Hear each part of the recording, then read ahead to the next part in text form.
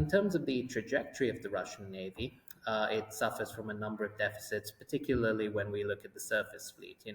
A number of older vessels, such as the Kirov-class cruiser or the Udaloy-class anti-submarine warfare destroyers, are essentially holdovers from the Soviet era, which would not necessarily be competitive in a modern context. It was reported on Tuesday that Moscow had begun large-scale naval drills off the coast of Russia. What do we know about these drills in terms of location, scale, and what they were doing? These drills appear to have involved all of Russia's, or the majority of Russia's major regional fleets. They involved a variety of activities, including live fire exercises. And what they seem to have been designed to do is test coordination across Russia's multiple divided regional naval forces. Obviously Russia operates multiple sort of regionally specific fleets, so the Baltic, the Northern Fleet, the Pacific, Black Sea, and a Caspian flotilla. It appears that vessels from all of these fleets were involved, and that the exercises occurred in each individual fleet's area of responsibility to some extent concurrently. It seems that the exercises involved a rather broad range of activities, from the things one would typically expect in a major naval exercise, so live firing, but potentially preparations for surface strike and anti-submarine warfare, amongst others. Have we seen a Navy drill of this scale since the Russian invasion of Ukraine? No, so I mean, Russia has been gradually working to increase the interoperability and the coordination between its various regional fleets. So previous exercises, such as Ocean Shield and in the early 2020s, as well as the Vostok exercises, involved either vessels from different fleets coordinating together in a single region, or they involved multiple different fleets operating concurrently. So the basic sort of logic that underpinned this exercise is something that the Russians have been working to for a long time, and it's something that the Soviet Navy worked very hard to achieve during the Cold War with its Okean exercises. But an exercise on this scale is relatively new. We also heard that Russia, they recently conducted their third round of nuclear drills. Do you think that we're seeing a shift in Putin's potential strategy with the war in Ukraine? Is this an escalation? So I don't think the exercises themselves represent an escalation per se. What they really represent is the fact that, from a naval perspective, Russia is in some ways a very disadvantaged state just because of its geography, amongst many other factors. The fact that it has to coordinate multiple divided fleets. There have also been some underlying questions regarding what the command structure which oversees the Russian Navy would be. Whether fleets would be subordinated to individual military districts or held under unified naval command. And the Russian military leadership has decided firmly on the latter quite recently. And so in a context where the fleet is apparently, the Russian Navy is working to achieve unity of command over multiple theaters, it would in some ways be unsurprising that it would conduct exercises of this nature. Something that was quite noticeable about these naval drills was that the Black Sea Fleet was not there. They weren't participating. We know that they suffered big losses when there was the invasion of Ukraine. Kyiv says that potentially they've been forced to retreat from Crimea. Do you think that's true? The Russian Black Sea Fleet has taken pretty substantial losses over the course of the war. It's lost about 1/3 of its combat power. Increasingly, the threat to Sevastopol through missiles such as Storm Shadow and the Neptune anti-ship, modified versions of the Neptune anti-ship cruise missile, as well as Ukrainian uncrewed surface vessels, have forced the Black Sea Fleet to operate in a much more distributed manner, relying on secondary ports such as Feodosia, as well as Novorossiysk. It's not necessarily the case that the fleet has entirely abandoned Crimea, because it still requires Sevastopol for certain critical fleet functions which cannot be performed elsewhere. But it's operating at much greater distances and in a way that probably leaves it very little spare capacity for additional activities. Do you think that we're going to see a bigger involvement from the Russian Navy?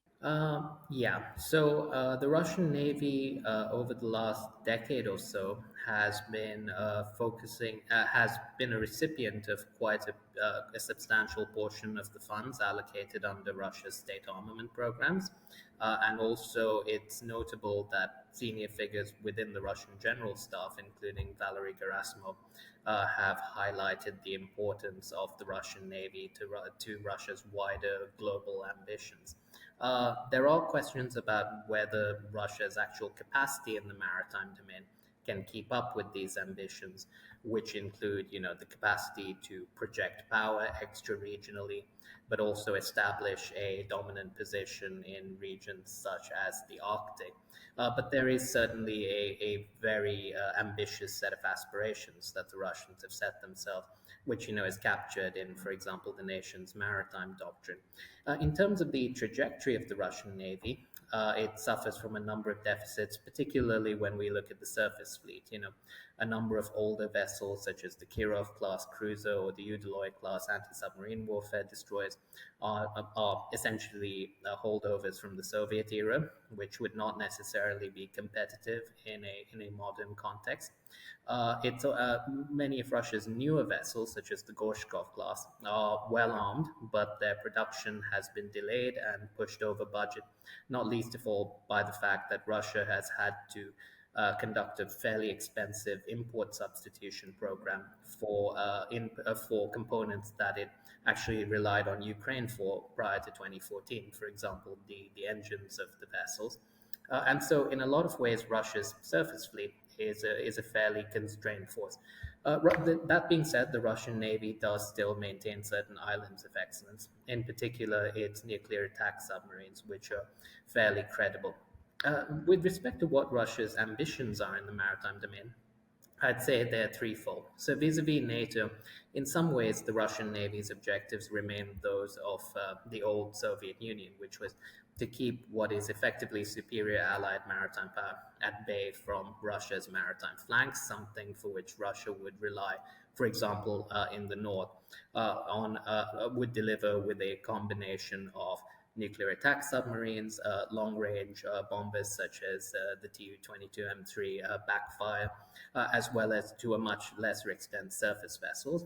We've also seen, in the war in Ukraine, that the Russian Navy carries a fairly significant portion of the Russian armed forces capacity in terms of long-range precision strikes, so cruise missiles like the 3M14 caliber, and so they remain an important part of a wider strike campaign that would likely accompany any Russian war effort within or outside Europe. The third function the Russian Navy can play at a more expeditionary reach, and to some extent did play in the conflict in Syria, is supporting smaller scale operations where it's not necessarily competing with a superior maritime power, but projecting Russian influence in theaters where the Russian armed forces are in contestation with a decidedly weaker foe. And the final functions that they play, that the Navy is expected to play, is in projecting global influence. So even if the Russian Navy is a fairly limited force in a lot of ways, it still can do things like showing the flag. And it's notable, that in terms of the numbers of port visits by Russian ships, we've seen a steady uptick over the last decade and a bit more, where by 2017, for example, the Russian Navy was reporting having conducted over 600 port visits within the year.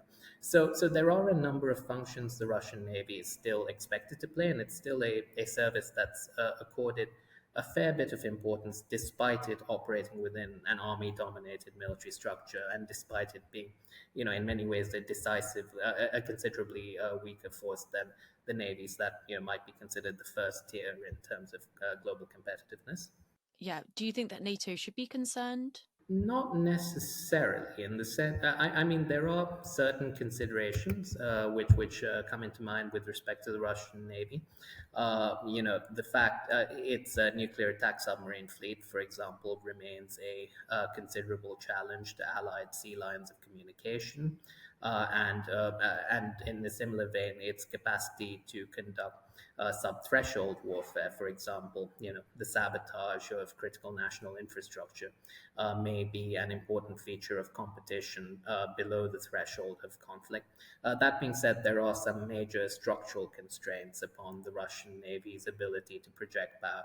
Its ability to act as a truly global navy in the way that, for example, the Soviet Navy did is quite limited. We heard Putin, he warned that if the US was to deploy longer range missiles in Germany, then Russia would put similar missiles in striking distance of the West. Do you think that could involve naval forces with Russia, or do we see that as more like a land based thing?